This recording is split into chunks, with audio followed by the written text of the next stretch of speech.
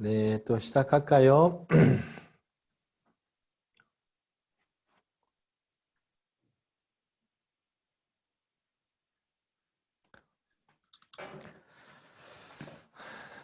혹시 이전까지 질문이 있으신가요?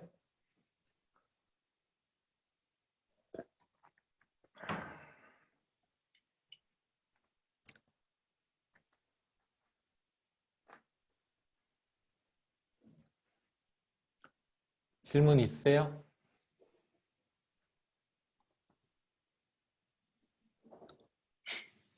네, 없으시면 진도 나가겠습니다.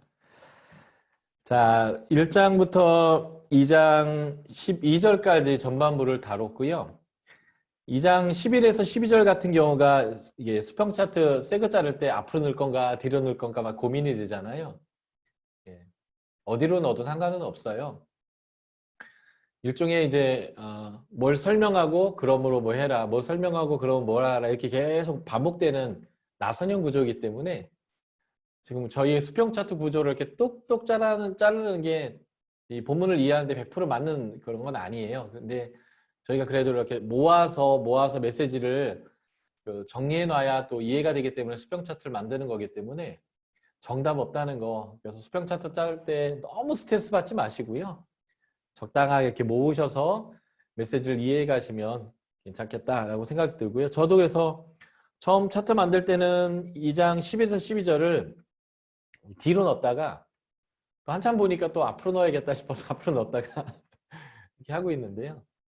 너무 스트레스 받지 않으셨으면 좋겠고 일종 제가 2장 11, 12절의 내용을 이 첫 번째 디비전과 두 번째 디비전을 연결하는 조인트 같은 걸로 저는 이해를 하고 있습니다.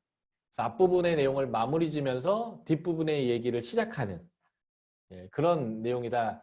그런 내용들이 많아요. 가끔 보다 보면 성경에. 그러니까 이게 뭐 어디에다 이것을 넣을 건가 너무 고민 안 하셔도 될 것 같습니다. 자, 2장 13절부터 5장 14절까지가 고난이 있지만 순종과 선한 삶, 거룩한 삶, 또 빛과 소금 된 삶, 뭐로 표현해도 좋아요. 예, 이런 것들을 나타내는 삶이다. 이게 이제 거룩의 확산의 방법이겠죠. 그리스도의 아름다운 덕을 선포하는 방법이 될 것입니다. 자, 2장 13절부터 3장 12절까지가 세 번째 제언트는 시그먼트인데요. 고난 가운데 순종하는 삶입니다. 뭐에 순종하냐면 지금 사회가 갖고 있는 제도에 순종하는 것. 어제도 말씀드렸지만 지금보다 과거, 고대, 지금부터 2000년 전에는 무조건 남성 위주의 사회였고요. 무조건 신분제도에서 높은 신분, 자유민이나 주인 위주의 세상이었습니다. 그런 세상에서 여자로 태어난 거 원통하고 종으로 태어난 거 원통하고 근데 방법이 없는 거죠. 예.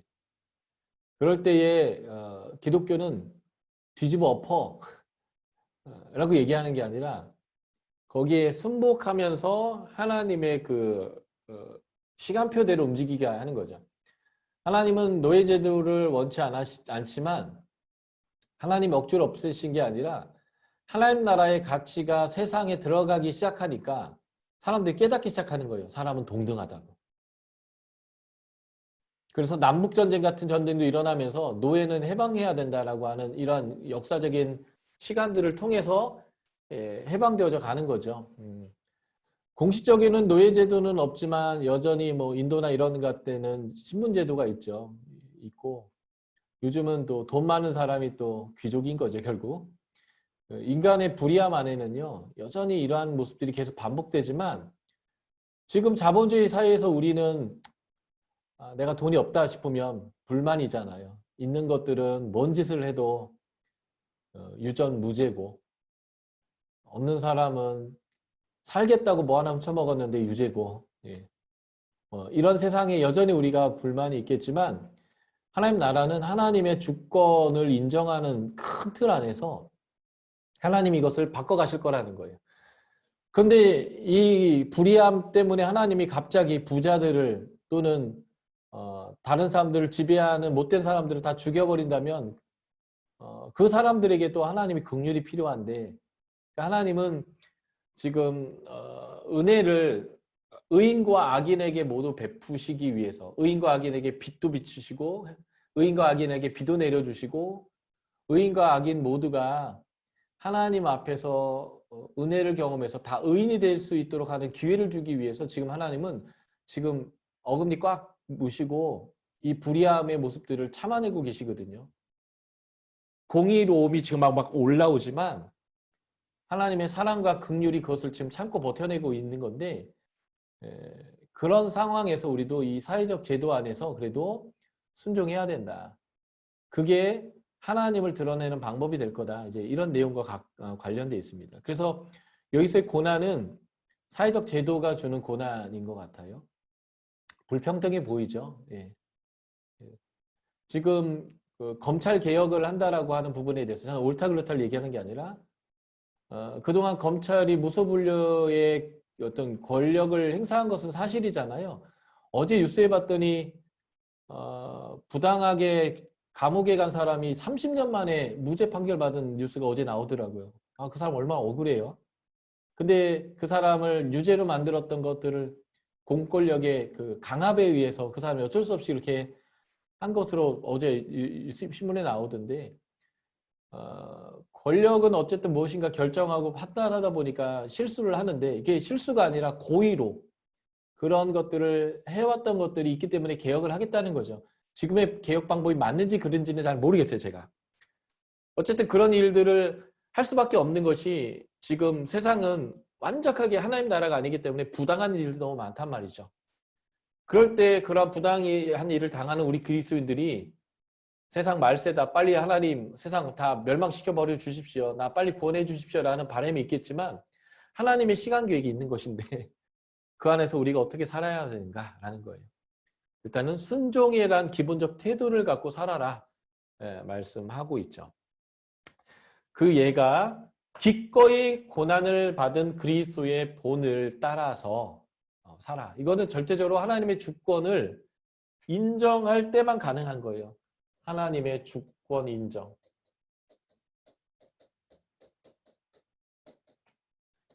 지금의 상황이 맞으니까 걔들이 옳은 권력이니까 지금 사회제도가 좋은 제도니까 순종하라는 얘기가 아니고요.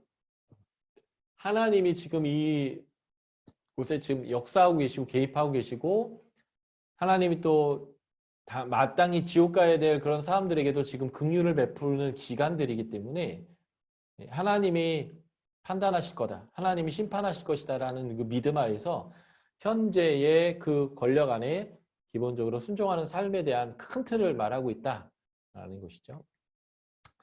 자, 보시죠.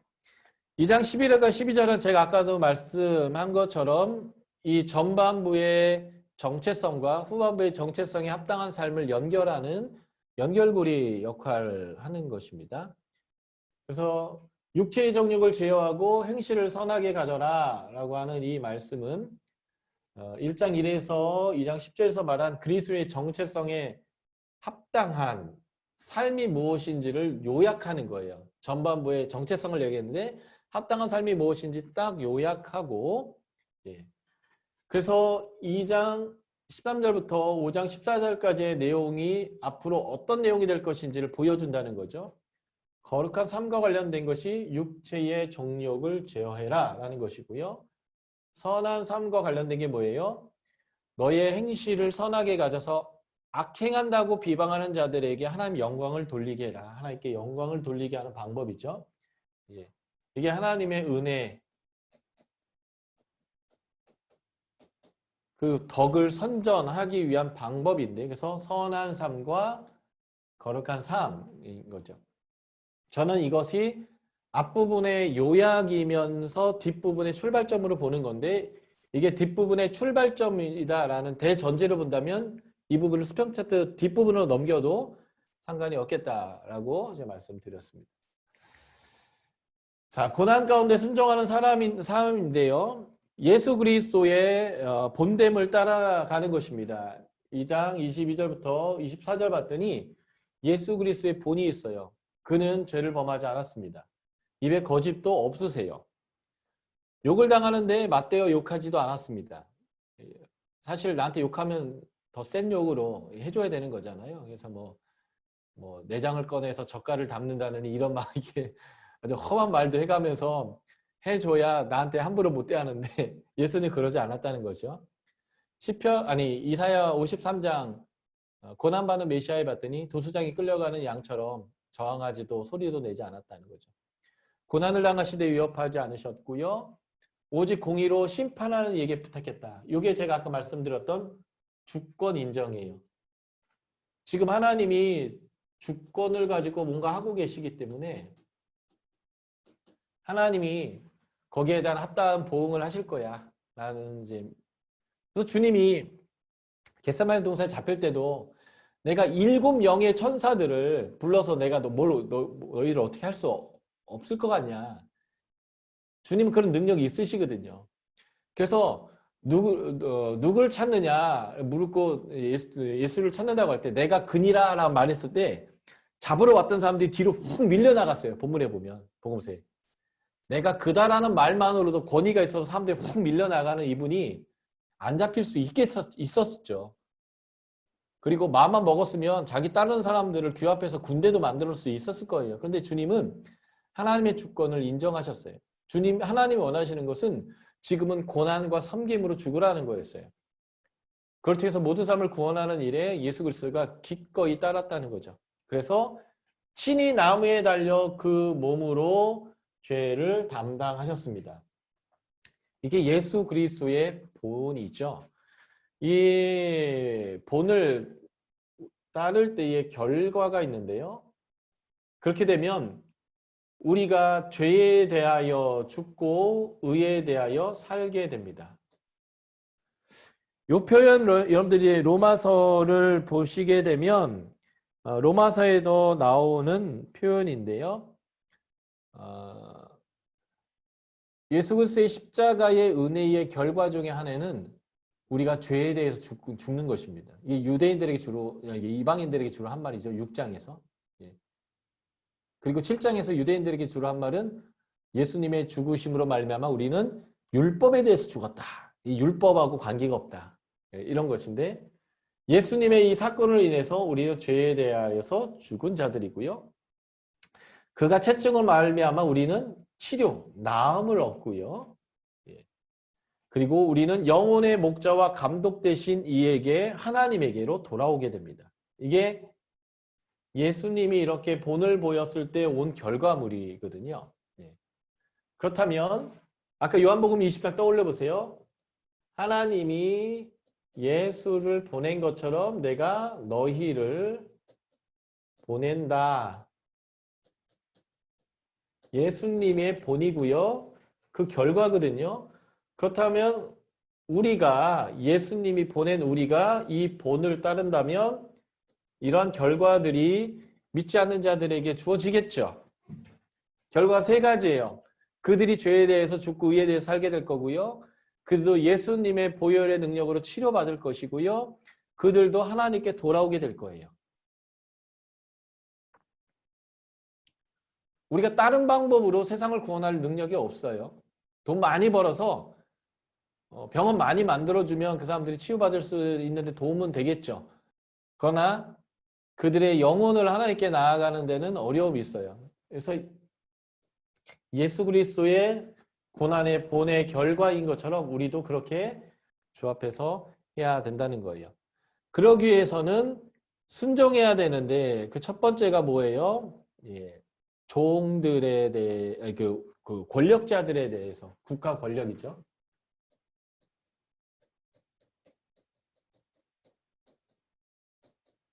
국가 권력에 대해서 순종하라는 것입니다. 이게 이제 로마서에도 동일하게 나와요. 모든 권력은 주로부터 나왔다. 이런 표현과 함께. 그래서 일단 순복해야 된다. 순복해야 될 이유가 뭐냐면 세상의 통치자들은 하나님을 대리해서 이 로마서에도 나오고 지금 여기 베드로전서에도 나오는 표현인데 대리자다. 그래서 잘하는 사람 상 주고 잘못하는 사람들을 벌 줘서 옳은 것을 하게 하고 옳지 않은 것을 하지 못하도록 하는 이 일만큼은 하나님의 대리인으로서 국가 권력이 그것을 한다는 거예요. 근데 사실 그거를 잘 못하니까 사실 백성들이 촛불을 들든 태극기를 들든 이제 하기도 하고, 이제 프랑스 같은 경우에는 이제 노란 깃발을 들고 막 약탈을 하는 일들이 벌어지고, 지금 전 세계적으로 시위가 많잖아요. 코로나 때 여러 가지 불만으로 많아서. 사실 하나님을 대리하는 권력이지 못해서 오는 문제이긴 하지만, 기본적으로 권력이라고 하는 것의 역할은 그런 거다라는 대전제를 설명하고 있습니다. 그래서 주를 위하여 왕이나 총독에게 순종해야 되는데, 이 총독에게 순종하다라고 하는 부분을 설명할 때 악행하는 자를 징벌하고 선행하는 자를 포상하기 위하여 보낸 총독, 이렇게 표현해서 이게 이제 권력의 기본적 의미가 무엇인지를 이제 보여주는 내용이 이 내용이다라는 것을 보게 되고요. 나중에 로마서의 적용의 부분에서도 이게 동일하게 언급되고 있다는 거 분들이 보시면 좋겠습니다. 로마서의 13장에 나오죠. 각 사람 위에 있는 13장 1절에 권세에게 복종하라. 권세는 하나님부터 나지 않음이 없다니 모든 권세는 다 하나님께서 정하신 바라라는 거죠. 예. 예. 그래서 그들이 하나님의 사역자가 돼서 13장 4절부터 6절인데요. 예. 공의를 세우는 역할을 한다라는 거예요. 그래서 기본적으로 세상의 권력에 순종하고, 다시 베드로전서를 보면 자유가 있으나 그 자유로 악을 가리는데 사용하지 마라. 요 가린다라는 말이 커버란 뜻인데, 대부분 다른 성경들은 이거를 이제 의역해서 자유가 있으나 그 자유로 악을 행하는 데에 쓰지 말라, 이렇게 의역해서 다 번역해 놨어요. 그 말이긴 해요. 근데 이게 뭐냐면 악을 악하다고 드러내야 되는데 악을 선하다고 이렇게 치장해 버리는 거죠. 회칠한 무담처럼. 예, 그렇게 하지 말라라고 하는 게 이제 원어적 의미를 정확히 번역하면 악을 가리지 마라라는 건데, 대부분 번역본들은 의역했어요. 영어 성경 NRSV조차도 의역을 해서 이 부분에 대해서 악을 행하는데 너희의 자유함을 사용하지 마라. 자유자라고 악을 행할 자유가 있는 것은 아니다. 근데 이제 이게 갈라디아서 5장 1절, 하나님이 너희를 자유케 하려고 자유를 주셨는데 더 이상 종의 멍에를 매지 마라, 이 표현 다음에 나오는 그 표현법에도 동일하게 요 얘기가 나왔어요. 그래서 자유자니까 어떻게 하라고 합니까?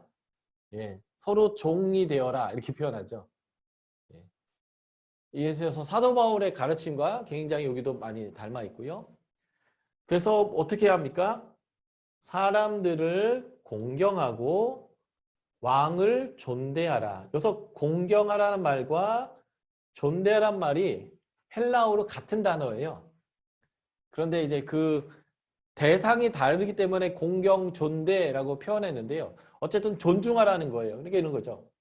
모든 사람 존중하고 왕을 존중해라. 그러면서 여기에 형제를 사랑하고 하나님을 두려워해라 라고 하면서, 이게 율법의 대강령이잖아요. 하나님 사랑, 이웃 사랑인데 사랑의 다른 말은 경외거든요. 네. 아이고. 블랙 스크린을 풀어야 되는데, 네. 경외. 하나님 사랑, 이웃 사랑을 확대하면 하나님을 경외하듯이 왕을 존대해야 되고요. 형제를 사랑하기 때문에 모든 사람들을 존대해야 합니다. 지금 이 중심 코어를 가지고 이렇게 두 가지를 얘기한 게 요 3에서 6번까지의 내용들이에요. 이해되시죠? 네. 이게 이제 예수님의 복음서적 가르침, 또 구약의 옛 율법의 가르침하고 전혀 괴리감 없이 그것들 성도들에게 실제 삶에 이제 적용시켜주고 있는 내용들이다라고 보시면 좋겠고요. 이렇게 국가 권력과 제도에 순응해야 되는 이유가 뭐냐? 순종의 이유가 이렇게 돼 있어요. 2장 15절. 2장 15절 같이 한번 읽어볼까요?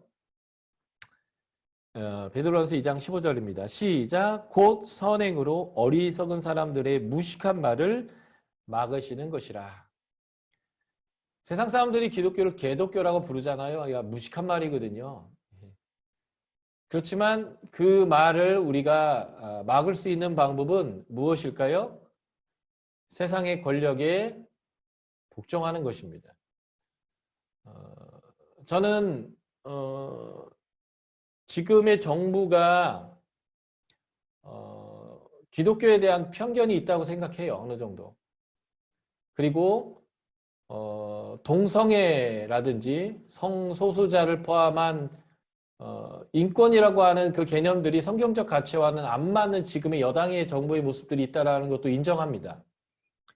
그러나 기본적으로 베드로의 말씀처럼 이 어리석은 자들의 무식한 말을 막는 방법은 우리의 힘으로 니들 이런 식으로 나오면 표 안 줄 거야 라는 방식이라기보다는 오히려 더 선을 행하는 방식으로 가야 된다라고 생각해요. 그래서 기독교의 이러한 종교적인 모임들이 코로나 바이러스의 확산의 핵심은 아니에요. 그리고 훨씬 더 다른 지역에서 더 많은 확산들이 일어나요. 직장이나 여행하다가 더 많이 일어나긴 하지만 어쨌든 이 경제활동을 멈출 수 없기 때문에 국가가 이것을 선택한다면 사실은 우리가 종교적인 모임들을 좀 자제하는 것은 종교적 박해라는 프레임으로 이해하기보다는 더 적극적으로 하나님께 순종하는 개념으로 우리가 그것을 선택했으면 좋겠어요. 스스로 우리가 박해받고 있다고 생각하지 마시고요. 내 스스로 고난 가운데 하나님이 말씀하신 거기 때문에 기꺼이 고난에 참여한다. 아까 봤던 예수님처럼요. 예수님이 죄가 없었지만 섬김으로 세상이 하나님에게로 돌아올 수 있게 했던 것처럼 우리가 선택하는 거예요.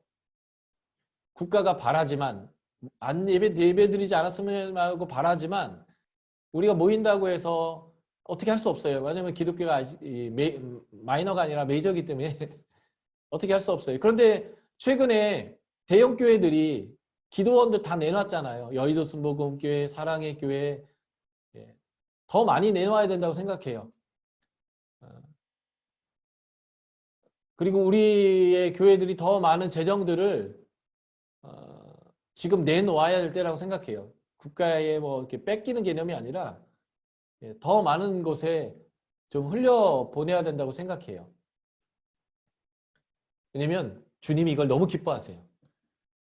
대원칙에서 디테일에 들어가면 또 케이스 바이 케이스가 있겠지만 선행으로 어리석은 사람들의 무식한 말을 막아버려야 합니다. 이게 주님의 방법이에요. 선으로 악을 이기는 방법이죠. 그 선의 내용 중에 하나가 뭐예요? 불의한 세상의 제도일지는 몰라도 거기에 기본적으로 순복하면서 나가라는 겁니다. 이건 아주 중요한 원칙입니다. 그 다음 내용이 뭘까요? 종들이에요. 종. 세상 그 당시 억울한 사람들이 있다면 종입니다. 사람 대우 못 받고요. 정말 짐승봐도 못한 대우를 받으면서 살았던 사람들이죠. 그들에게 어떻게 하라고 합니까? 순종하라고 합니다. 범사에 모든 일에 두려워함으로. 이 두려움이 하나님께 쓸 때는 경외라고 번역되는 포비아라는 단어예요. 경외함으로 해야 합니다. 주인에게 순종해라. 사실 이 주인 중에 까다로운 자가 많을 거예요. 선하고 관용하고 너한테 잘해주는 사람도 있고 까다로운 자도 있는데 모두에게 순종하라고 합니다. 이게 하나님 나라의 원칙이에요. 팔복에 있는 성품들을 종들도 갖는 거예요. 가난한 마음, 온유한 마음, 이런 마음들을 갖는 거죠. 여기는 아주 부당하게 고난을 받아도, 이게 다반사죠. 일상일 거예요. 일상. 노예들에게. 부당하게 고난을 받아도 하나님을 생각함으로 슬픔을 참으면 아름답다. 그죠? 잘하는 거다. 뭐 이런 의미예요. 어차피 세상은 불의하기 때문에요. 돈 많은 사람도 불평이 많아요. 높은 권력에 있는 사람도 불만이 많습니다. 우리나라에서 제일 높은 권력자가 누굴까요? 네, 문재인 대통령이겠죠. 불만 많습니까? 많을 거예요. 맨날 욕 들으니까요. 그렇게 엄청난 권력의 칼을 휘둘렀던 검찰총장은 지금 요즘 얼마나 창피해요. 그죠? 아무리 높고 많은 권력을 가져도 부당하다고 느끼는 것도 다 느끼고 삽니다. 하나님을 생각함으로 하나님의 주권에 맡기는 것도 굉장히 중요해요. 그래서 우리의 선택은 이거죠. 선을 행함으로 고난을 받고 참는 것입니다. 이게 하나님 앞에서 아름다움입니다. 아름다운 일이에요. 그래서 우리는 이 아름다운 일을 추구했으면 좋겠어요. 지금 우리가 종은 아니어도 사장이 아니고 피고용인이면 아르바이트생이든 뭐 회사의 직원이든 또 국가의 백성이든 그 권력에 따라야 되는 사람들의 입장에서는 선을 행함으로 고난을 받고 부당해도 하나님을 생각하고 그것에 순종하는 일들, 나에게 함부로 대하고 까다롭게 대하는 사람에게조차도 순종하는 일은 그에게 하나님의 은혜를 비추는 일이 될 거예요. 순종의 이유는 이게 우리의 부르심입니다. 우리의 사명이에요.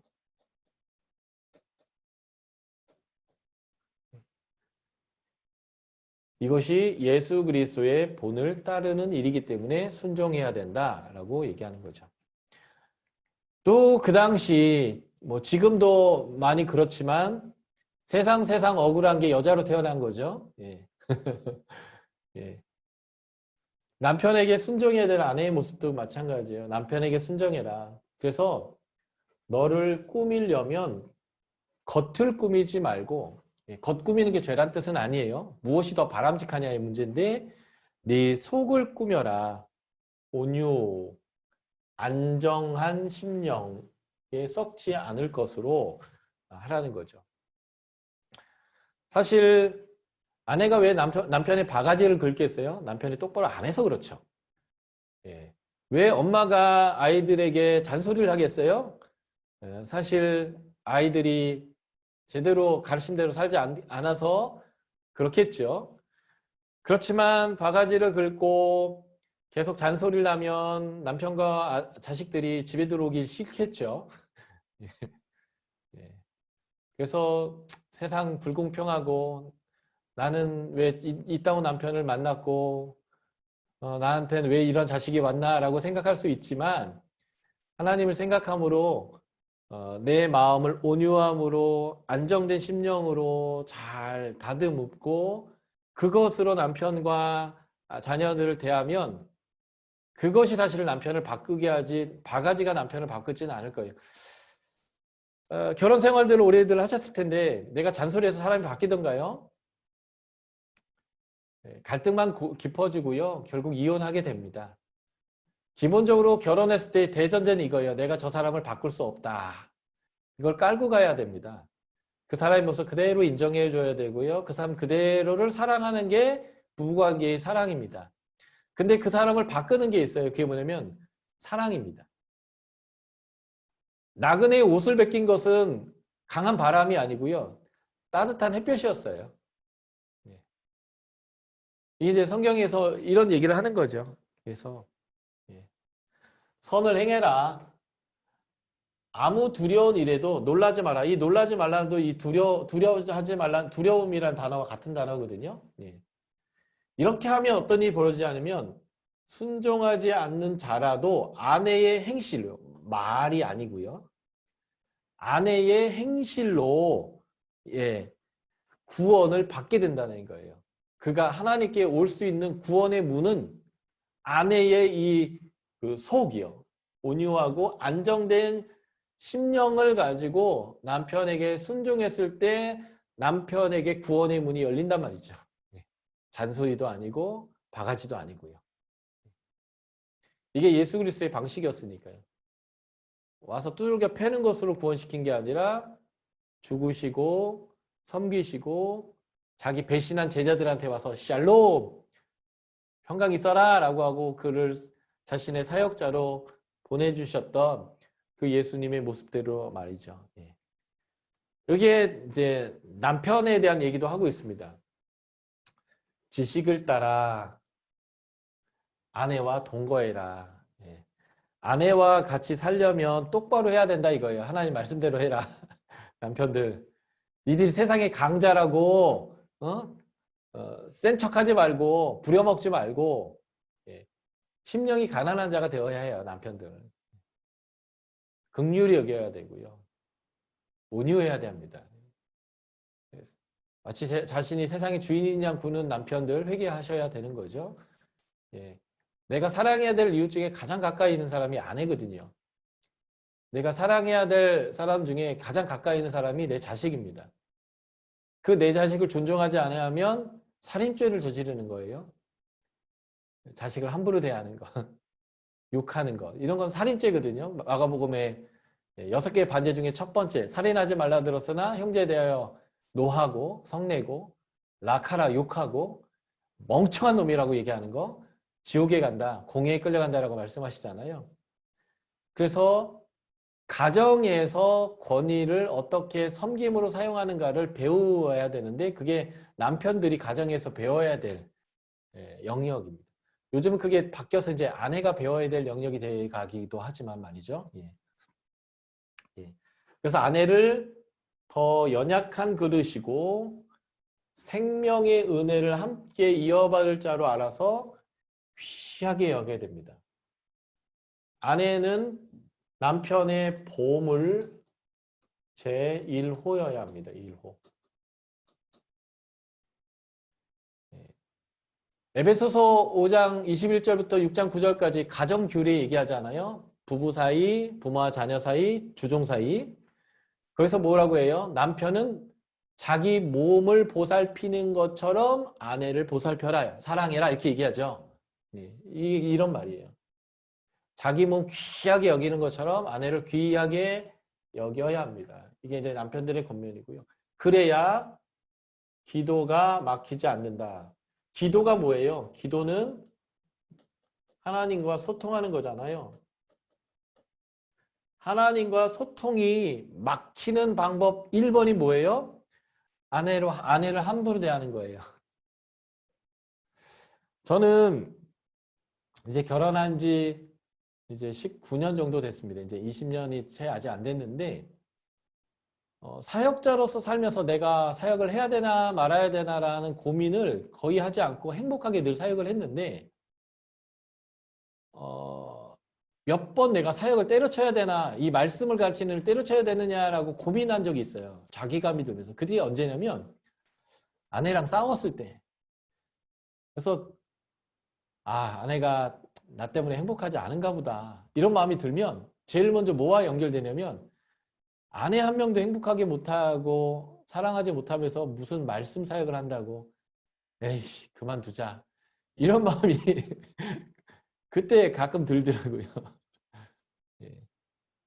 아내가 행복하게 해주지 못하다면 아내를 귀하게 여기지 못한다면 하나님과의 소통이 끊기는 거예요. 하나님 내 기도 듣지 않습니다. 하나님이 더 이상 나에게 기름 부어주시지 않아요. 하나님이 더 이상 나를 사용하지 않는다고요. 그래서 하나님과 나와의 그 친밀한 관계와 기름 부으심이 끊어지지 않게 하려면요. 아내의 입에서 웃음소리가 계속 나오게 해야 합니다. 근데 이제 우리 한국교회의 그 병폐가 그거죠. 주를 위하여 가족, 자녀 다 헌신시키는 거. 그래서 하나님께 기도한다고 매일 강단에서 잔다는 분들 바람직하지 않은 것 같거든요. 기도는 좀 낮에 하시고 밤에는 아내 꼭 끼안아주면서 손잡고 좀 자야 되는데 그냥 밤마다 그냥 아내 버리고 어디 강대상에 가서 기도하시고 기도 몇 시간 하시고 오셔서 같이 주무시면 좋겠는데 꼭 거기서 계속 자시고 그런 게 엄청난 영성이고 목회의 비결인 것처럼 얘기되고 또 큰 목회하려면 그렇게 해야 된다라고 생각했던 그 모든 요소가 저는 너무 아닌 것 같아요. 한국교회 목회자 사모님들 공식 통계가 없어서 그렇지 조사하면 내가 다시 태어나면 그런 일도 없겠지만 내가 이 남편과 다시 결혼하겠다 할 때 상당히 낮을걸요, 확률이. 주의 일 한다고 나랑 놀아주지도 않고 밥 먹어주지도 않고 차를 마시지도 않고 맨날 주만 위하고 그래서 다른 사람하고는 헤헤호호 하면서 잘해주는데 아내한테는 안 하고 그런 남편인 목사들 많을 거예요. 그죠? 네. 물론 주를 위해서 살다 보면 바쁘겠지만 아내가 행복해야 나에게 하나님의 기름 부으심이 클 거다라고 하는 이 믿음이 우리 목회자들의 상식이 됐으면 좋겠다라고 생각합니다.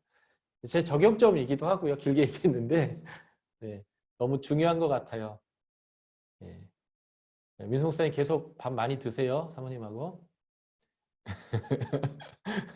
전에 했던 대로 계속 그렇게 하셨으면 좋겠습니다. 네.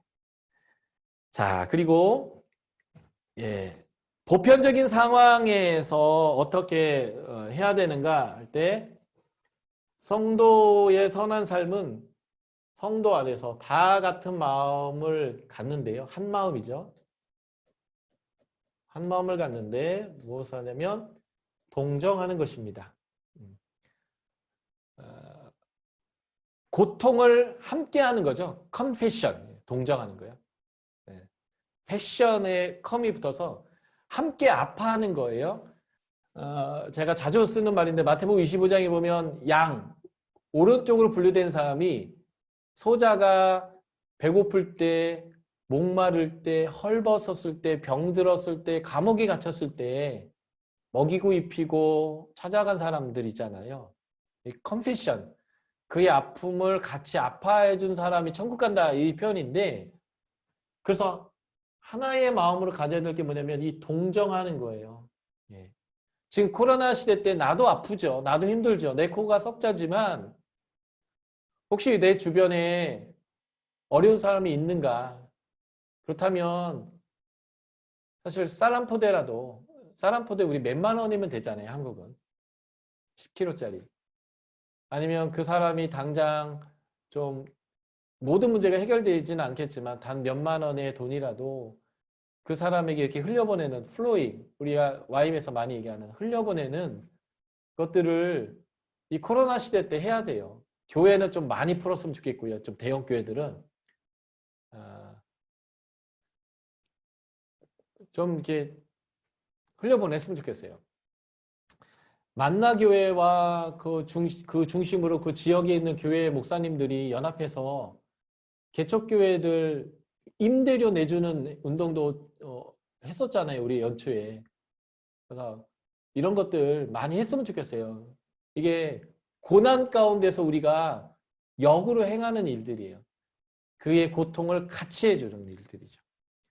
그래서 이 동정이 어떻게 흘러가요? 형제를 사랑하는 것으로. 그래서 사람들을 불쌍히 여기고요. 지금 사람들이 다 화가 나 있어요. 그래서 안정된 심령이 없어요. 다 지금 마음이 불안합니다. 그런데 우리는 주님으로부터 확실한 구원을 얻은 사람들이고요. 주님이 알아주는 사람들이잖아요. 좀 우리들이 중심을 잡고 동정하고 형제 사랑하고 불쌍히 여기고 겸손하게 이거 팔복에 나오는 내용들 그대로인 것 같아요. 악을 악으로 욕을 욕으로 갚지 말고 도리어 복을 비는 거예요. 산상수에 나오잖아요. 저주하면 축복하라고. 예. 이게 고난이 있을 때에 상식에 벗어나지만 오히려 역으로 우리가 해야 될 그럴 일들입니다. 9절에 보면 우리의 부르심이 이거다. 예. 그리고 이게 복을 이어받게 하는 것이다. 이게 뭐예요? 복 받는 방법이에요. 세상의 방식은요. 내가 잘 살려면 복 되려면 주면 안 돼요. 뺏어야죠. 더 쌓아야죠. 새지 않도록 다 막아야 합니다. 그런데 하나님 나라의 방식은 거꾸로예요. 창고의 문을 여는 거예요. 그리고 흘려보내는 거죠. 그게 복 받는다. 이게 율법에 나오는 가치 그대로예요.